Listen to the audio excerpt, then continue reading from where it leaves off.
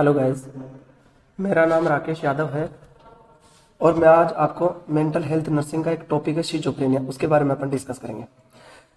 तो मैं सबसे पहले आपको इसका इंट्रो दूंगा। शिजोफ्रेनिया क्या है? कई लोग ये सोचते हैं कि शिजोफ्रेनिया ऐसी बीमारी है जिससे वापस रिकवर नहीं हो सकता पेशेंट। नहीं, ऐसा नहीं है, रिकवर हो सकता है। सबसे इम्पोर्टेंट साइकेट्रिक का ये डिसऑर्डर है। या यूनिवर्सिटी एग्जाम में भी इसके बहुत क्वेश्चन पूछे जाते हैं, कॉम्पिटिटिव एग्जाम में भी इसके बहुत क्वेश्चन आपको पूछे जाते हैं और पूछे जाएंगे भी, क्योंकि इसके कारण है। बार बार क्वेश्चन पूछने का एक कारण है, क्योंकि जितने भी आपके हॉस्पिटल में अगर 100 पेशेंट एडमिट हो रहे हैं, उनमें से आपके 80 पेशेंट आपको शिजोफ्रेनिया के देखने को मिलेंगे। मतलब 80% साइकेट्रिक डिसऑर्डर शिजोफ्रेनिया पर्सन्स में पाया जा रहा है। तो ऑब्वियसली वो आपको यूनिवर्सिटी एग्जाम में भी क्वेश्चन देखने को मिलेगा और आपको मेन जो नोट सेट है कॉम्पिटिटिव एग्जाम है उनमें भी आपको क्वेश्चन देखने को मिलेगा। तो मैं आपको एक इस तरीके से आज पढ़ाऊंगा। इसमें क्या है कि मैं थोड़ा बहुत आपको कहानियां भी बताऊंगा, जिससे कि आपको अच्छे से याद रहेगा और आप यूनिवर्सिटी एग्जाम में बहुत अच्छे से नंबर ला सकते हैं। जो तरीका मैं आपको पीडीएफ भी चलेगी, पीडीएफ में समझाऊंगा और मैं बोल के भी बताऊंगा। बहुत अच्छे से आपको समझाऊंगा कि सिजोफ्रेनिया को आप कैसे लिख के आ सकते हो यूनिवर्सिटी एग्जाम में। ओके गाइस, तो अपन स्टार्ट करते हैं सिजोफ्रेनिया। हाँ, तो अब देखिए यहाँ पे सबसे पहली बात करने जा रहा हूं मैं सिजोफ्रेनिया की।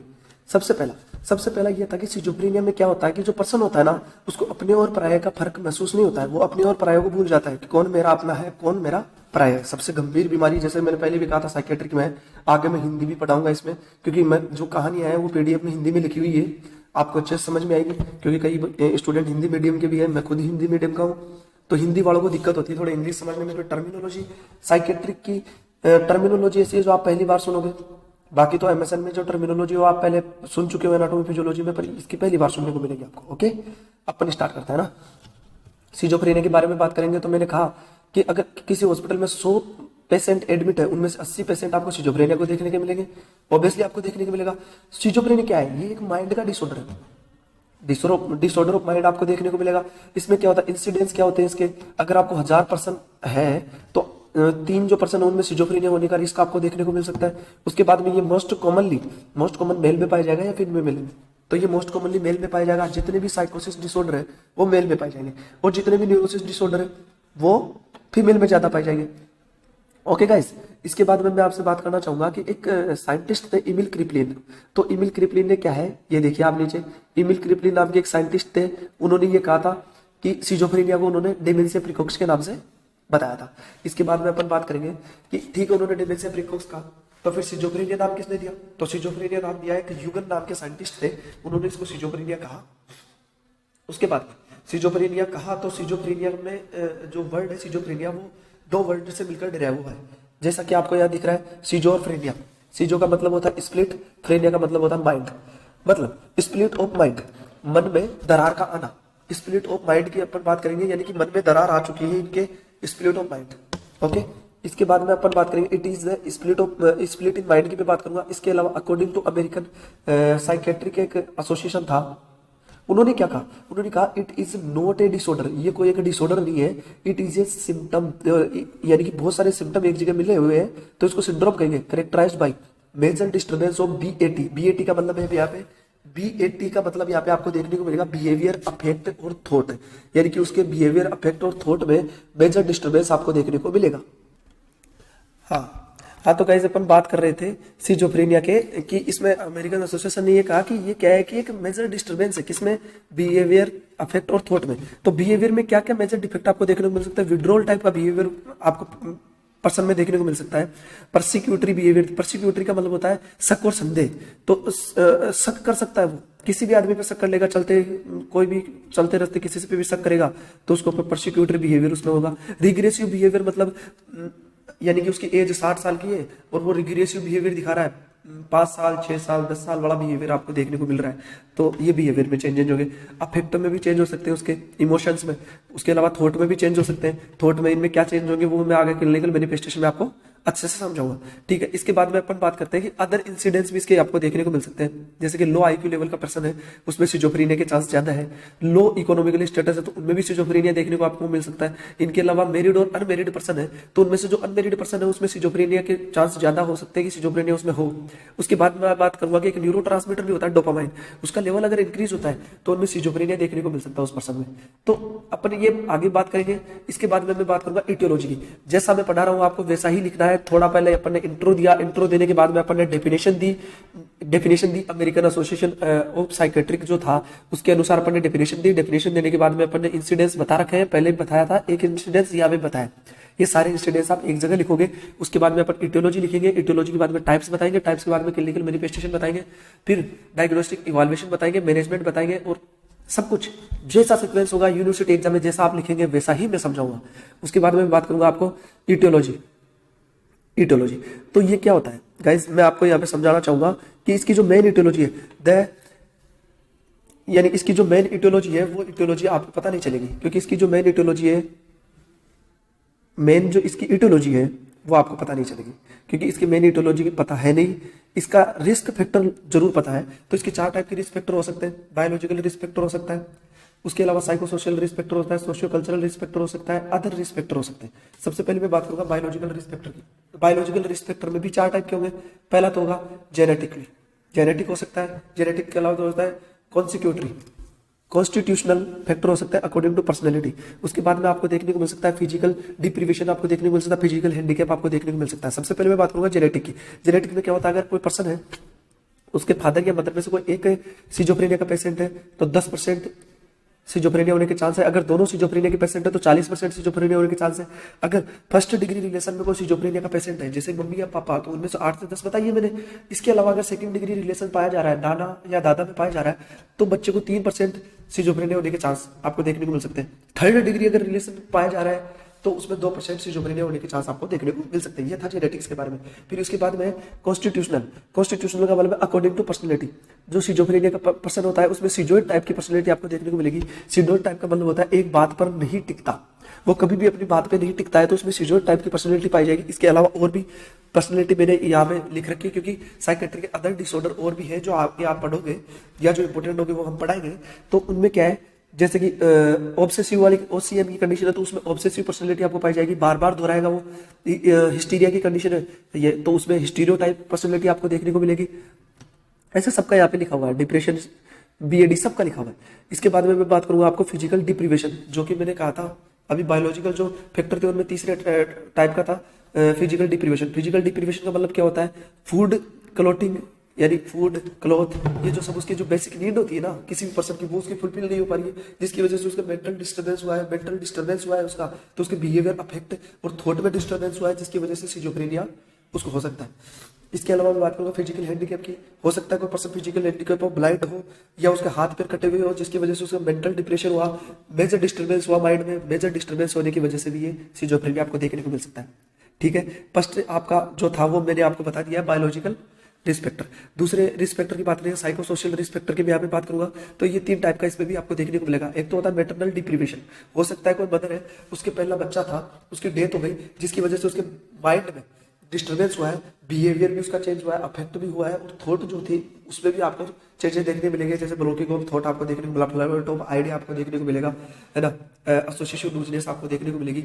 ये सब चीजें मैं आगे बताऊंगा क्लिनिकल मैनिफेस्टेशन में। अगर ये आपको देखने को मिल रहा है, इसका मतलब होता है इसको सिजोफ्रेनिया हो सकता है, पैटर्नल डिप्रीवेशन हुआ। उसके बाद में दूसरा हो सकता है पैथोजेनिक फैमिली पैटर्न। वो यानी कि इसमें देखो घर का माहौल खराब है, उसका बिल्कुल खराब है, उसके घर में शराब पीते हैं, वैसा ही माहौल चल रहा है, तो बच्चे भी वैसे ही माहौल में डल के उसके मेंटली डिप्रेशन यानी माइंड में डिस्टर्बेंस हो गए उसके। इसके अलावा स्ट्रेस हो सकता है, स्ट्रेस अगर लंबे समय तक रहा तो उसका माइंड डिस्टर्बेंस की तरफ जाएगा और सिजोफ्रेनिया हो सकता है उसका। इसके बाद में तीसरा जो मैंने आपको कहा था सोशियो कल्चरल में भी 3 टाइम में आपको बताऊंगा। हो सकता है कि वॉर और वॉयलेंस की कंडीशन है, घर में भी वॉयलेंस की कंडीशन हो सकती है, और बड़े लेवल पे अगर वॉर हो रहा है तो वो भी आपको सिजोफ्रेनिया में देखने को मिल सकता है, क्योंकि मेंटली डिस्टर्बेंस होगा। उसके बाद में मैं बात करूंगा कि हो सकता है इकोनॉमिकल क्राइसिस हो गया, उसके पास पैसों की कमी आ गई, पैसों की किल्लत आ गई।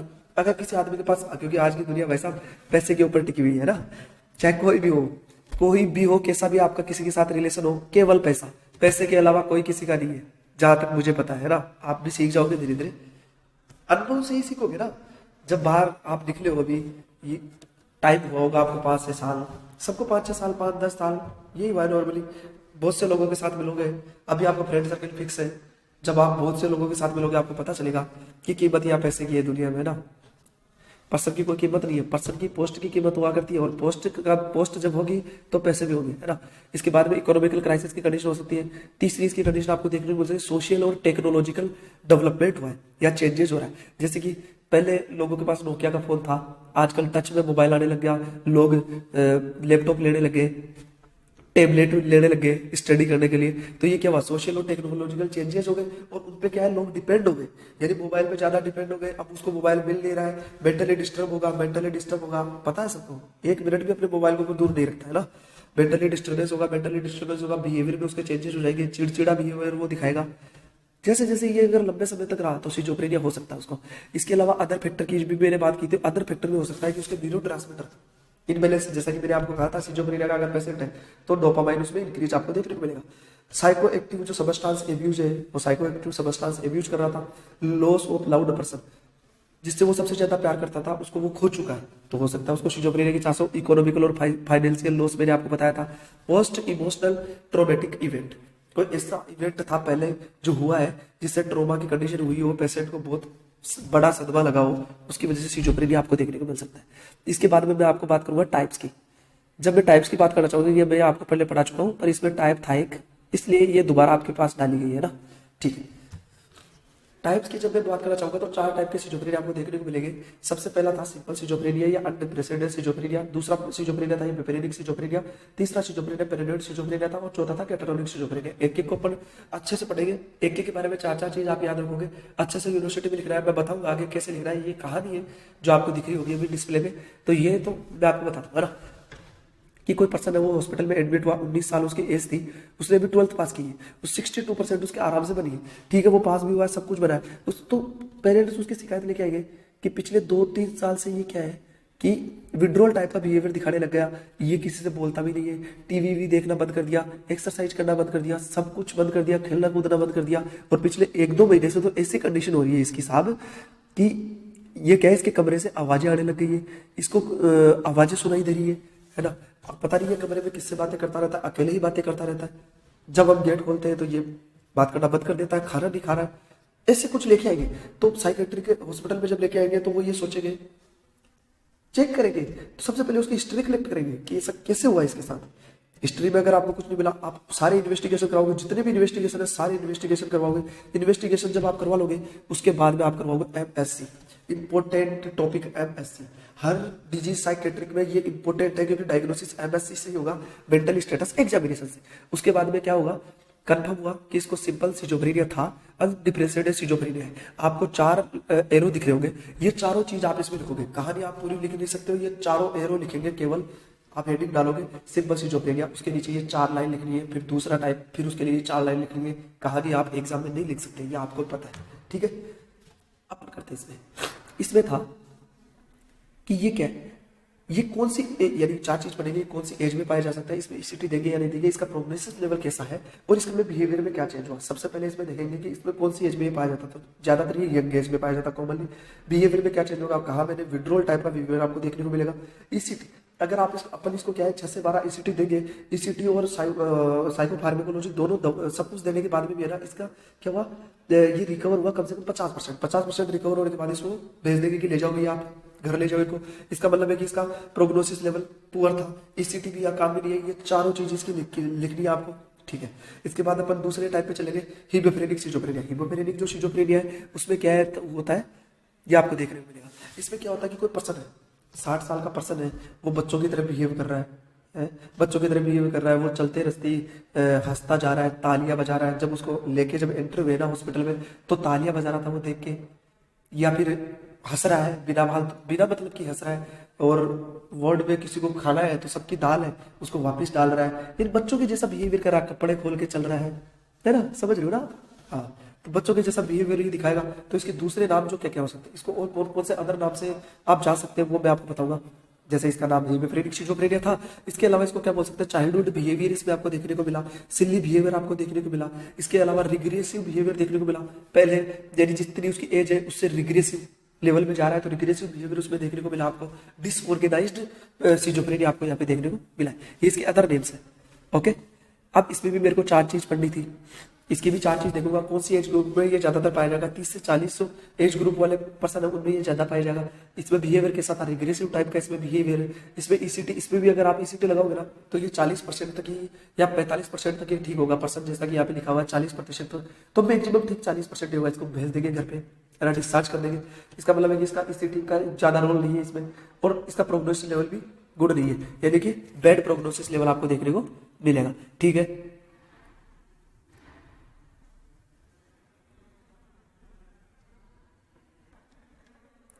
हाँ तो गाइस इसमें क्या था, बेड प्रोग्नोसिस लेवल आपको देखने को मिला। इसके बाद में अपन पढ़ेंगे तीसरा टाइप, जो कि पैरानोइड सिजोफ्रेनिया है। पैरानोइड सिजोफ्रेनिया क्या सबसे मोस्ट कॉमन टाइप है ये सिजोफ्रेनिया का।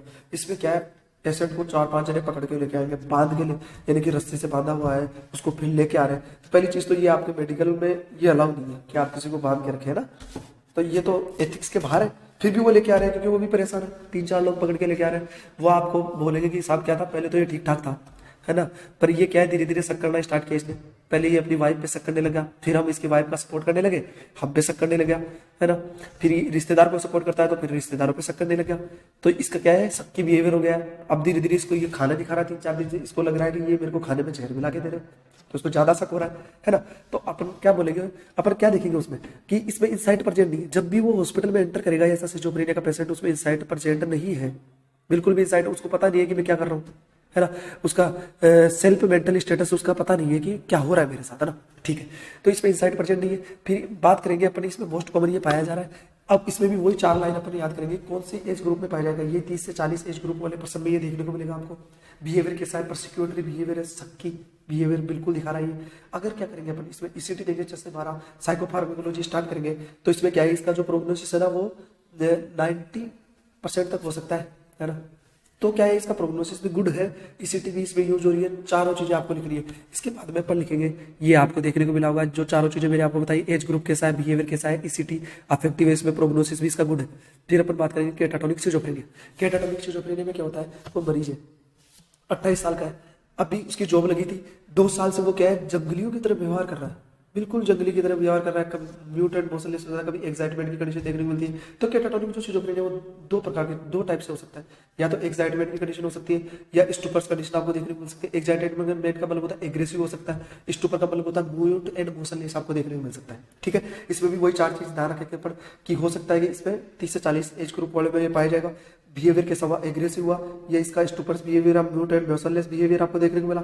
तीसरी चीज में देखेंगे ईसीटी, अगर अपन जब ईसीटी देंगे इसको 6 से 12 तो 95% तक रिकवर कर सकते हैं, तो इसमें ईसीटी इफेक्टिव होगी। इसके बाद में इसका गुड प्रोग्नोसिस लेवल आपको देखने को मिलेगा। ओके गाइस, अब इसके बाद में ये देखिए, ये जो यहाँ पे आपका लिखा हुआ था ना, इसके बाद में अपन बात करेंगे किसके क्लिनिकल मैनिफेस्टेशन की। ओके, तो 1 मिनट में जूम कर लेता हूँ थोड़ा।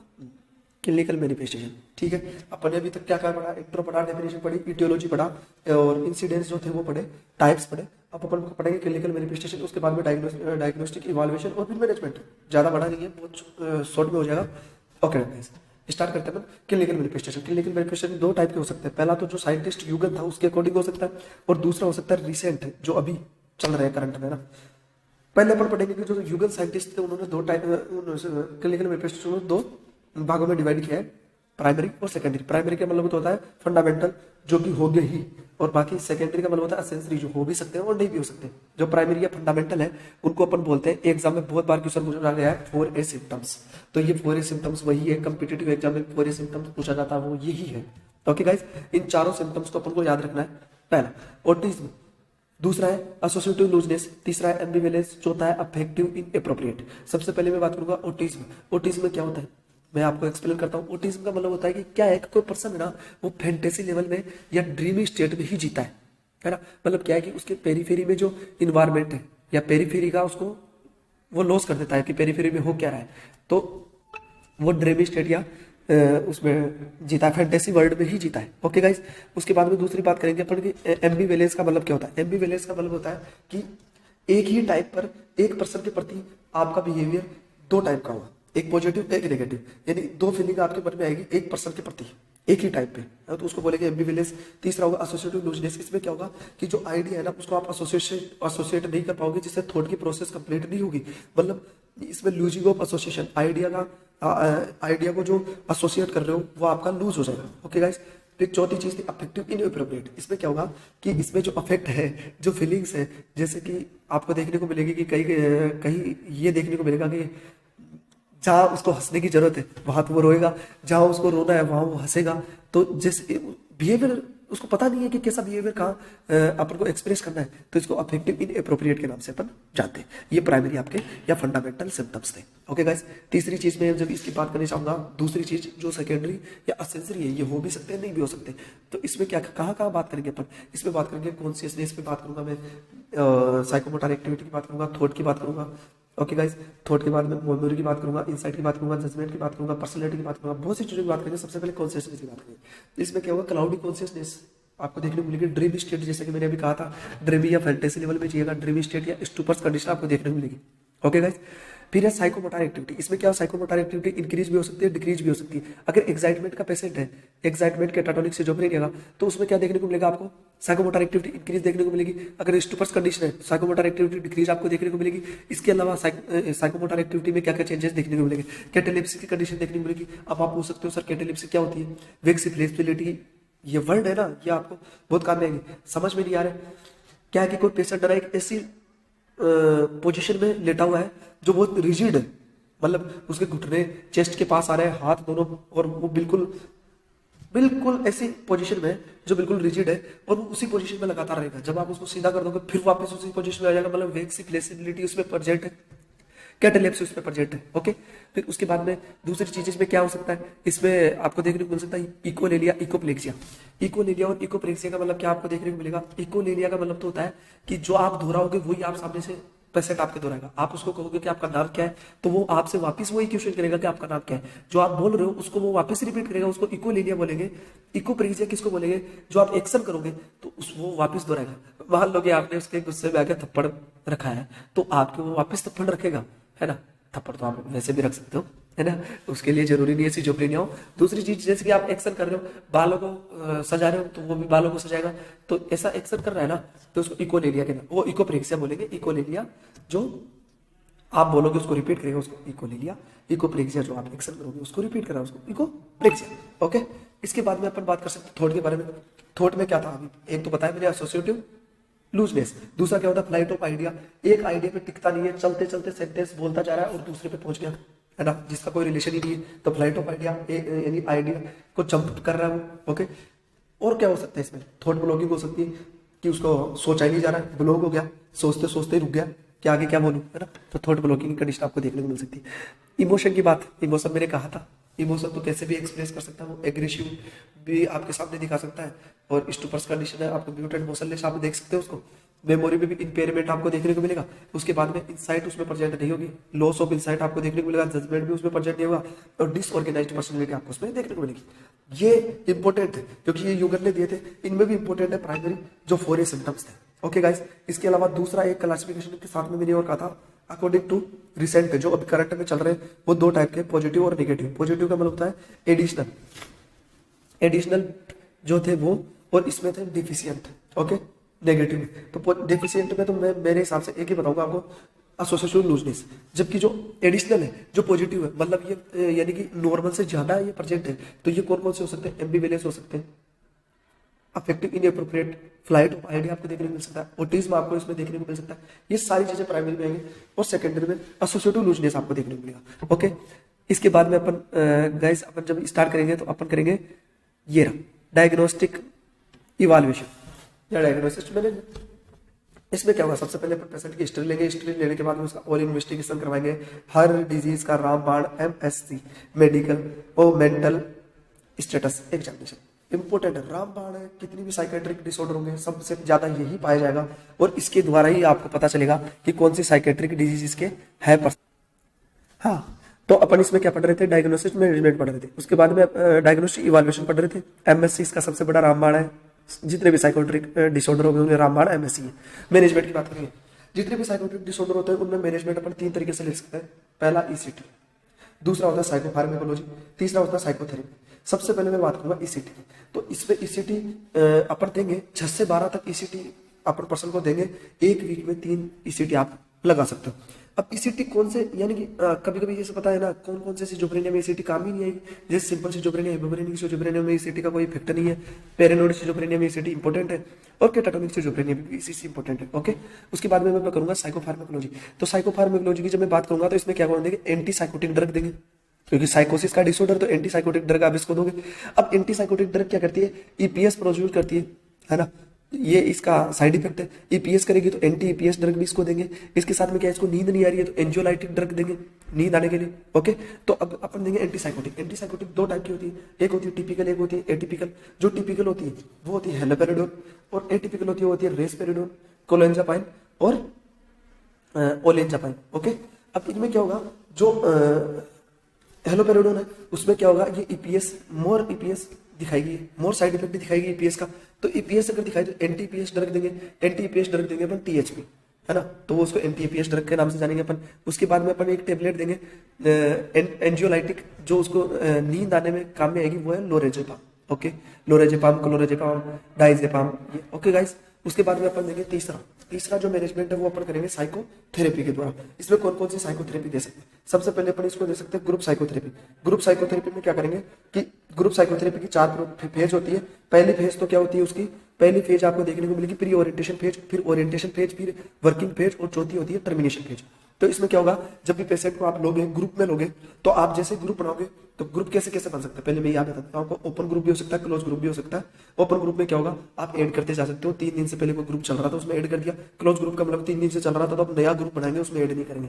होमोजाइगस ग्रुप का मतलब है एक ही सेम डिजीज का ग्रुप एक जगह बनाया। हेट्रोजाइगस का मतलब है कि अलग अलग डिजीज का ग्रुप एक जगह बनाया, तो हेट्रोजाइगस ग्रुप पाया जाएगा। ओके, एक होता है सेल्फ हेल्प ग्रुप। उसमें क्या होता है कि पहले कोई पेशेंट था वो ड्रग एब्यूज था, उसने छोड़ दी और वो अब लोगों की हेल्प कर रहा है, तो सेल्फ हेल्प ग्रुप ये था। ओके, अब मैं बात कर रहा था कि इसमें अब ये 4 फेज है, उनमें से क्या करेंगे, ग्रुप चल रहा है। जैसे ही आप प्री ओरिएंटेशन फेज था, ओरिएंटेशन फेज जैसी होगी तो ओरिएंटेशन में आपको पता चल जाएगा कि इनको अपन कितने दिन तक ग्रुप थेरेपी देंगे। ओके, वो आपका यहीं से आपको डिसाइड करना पड़ेगा। वर्किंग फेज सबसे इंपॉर्टेंट फेज होती है, क्योंकि आप इसमें वर्क करोगे।